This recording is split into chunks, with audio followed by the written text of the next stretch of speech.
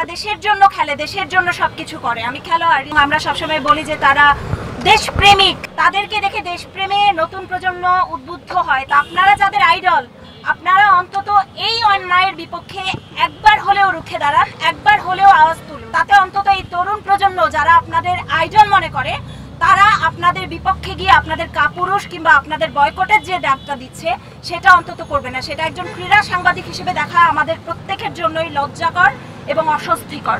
আমি চাই আমরা যাতে আমাদের স্বাধীন বাংলাদেশে আমরা সঠিক কথা বলার সাহসটা যাতে আমরা পাই, আমরা এই কথা বলার স্বাধীনতা চাই। আমার কাছে যেটা মনে হয়, আমরা একটা ভয়ের সংস্কৃতির মধ্যে বাস করি, যে আমরা কিছু বলতে পারি না। আমার জন্মের পর আমি দেখেছি যে বাংলাদেশের যাদেরকে আমরা আইডল মনে করি, যাদেরকে আমরা অনুসরণ করি, সবাই কথা বলছে। যে আমাদের ক্রিকেটাররা শুরু থেকে অনেক ক্রিকেটার তারা তাদের নৈতিক যে একটা দায়িত্ব বা ছিল স্টুডেন্টের পাশে দাঁড়ানো, তারা অনেকে আমি দেখেছি যারা তরুণ ক্রিকেটার তারা দাঁড়িয়েছে। আমরা ধীরে ধীরে দেখছি যে হলো অনেক অঙ্গনের মানুষজন আস্তে আস্তে আসছে, কিন্তু আমার কাছে যেটা মনে হয়েছে যে তাও একটু দেরি হয়ে গেছে।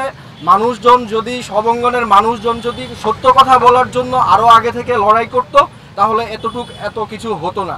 আমি চাই আমরা যাতে আমাদের স্বাধীন বাংলাদেশে আমরা সঠিক কথা বলার সাহসটা যাতে আমরা পাই, আমরা এই কথা বলার স্বাধীনতা চাই।